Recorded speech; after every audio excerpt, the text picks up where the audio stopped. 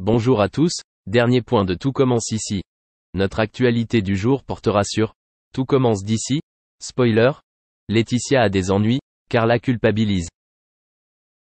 De son côté, Laetitia, Florence Coste, avoue à Kelly avoir rendu visite à la femme de Stanislas, Maya. Il est conscient et imperturbable. Kelly a prévenu sa mère, mais l'a ensuite rassuré. À l'hôpital, Laetitia rejoint Stanislas. Alors qu'il commence à lire à sa femme dans le coma, les ennuis surviennent lorsque Laetitia pose la main sur celle de Stanislas. Maya a eu des réflexes mais Laetitia a préféré partir. Plus tard, Kelly, Axel Daudier, informe Zachary, Julien Aluguette, que sa mère voit Maya. Il a trouvé la situation embarrassante et nous a rappelé que Maya était la femme de son professeur. Laetitia a promis de ne plus la revoir. Elle a menti en expliquant que Stanislas ne voulait plus qu'elle rende visite à sa femme. C'est un grand jour pour Bérénice Tannenberg. La dégustation de dessert de sa brigade a lieu. Constance a rassuré sa sœur. Bérénice regrette sa rencontre avec Carla et trouve qu'elle a été terrible. De son côté, Carla s'est confiée à Rose. La jeune femme se rend compte qu'elle est allée trop loin lorsqu'elle confronte Bérénice à propos de son homosexualité. Ensuite, Livio veut parler à Carla. Mais elle veut juste faire l'amour. Livio ne veut pas et souhaite que leur relation prenne une direction différente. Mais Carla lui fait comprendre que non. Livio, Corentin Pellis, lui propose de l'accompagner à l'institut et est fermement en désaccord. La fille de Rose s'est mise en colère et s'est montrée méchante avec lui.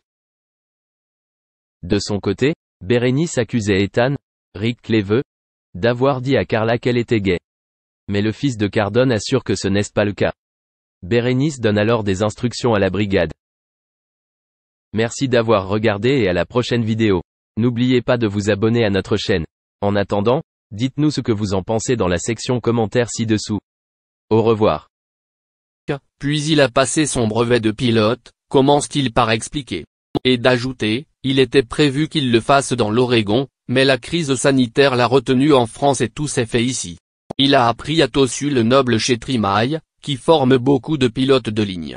En parallèle, il a développé un talent pour le street art que je cherchais à intégrer d'une façon ou d'une autre. Je cogitais, une affiche, une pochette, et l'idée du clip m'est venue. D'abord, il s'agissait juste de le voir peindre avec son pote. Puis j'ai pensé à le faire décoller avec l'œuvre. C'était matériellement impossible, mais le réalisateur Thierry Vergniaud m'a dit, ne t'en fais pas, je vais te le faire voler. À l'arrivée, le clip peut avoir plusieurs lectures, et ça me plaît bien, a-t-il en effet poursuivi. Mais il n'a pas oublié d'évoquer sa fille à nos confrères de Femmes Actuelles. Elle vit à New York, elle fait de la photo. Quand on a fait la couverture de gala, il paraît qu'ils ont fait une très bonne vente. On pouvait se permettre de le faire avec légèreté parce qu'elle vit loin, la distance la protège. Elle m'a dit qu'elle voudrait être photographe sur ma nouvelle tournée. Pourquoi pas, mais j'ai juste peur qu'elle s'ennuie au bout d'un moment, car ça peut être très répétitif pour les gens qui suivent, a-t-il en effet confié. Lors de cet entretien, il évoque également sa rencontre avec Emmanuel Macron, en 2018. Il discute avec lui de son déménagement au Portugal. Mais pas que de ça, j'ai abordé la question de la légalisation du cannabis. Je me suis dit qu'il était jeune, qu'il pourrait entendre. Il m'a répondu en France, ça va être difficile. Tant pis. Pourtant, on voit bien les bénéfices de l'usage thérapeutique, et sur la baisse de la petite délinquance.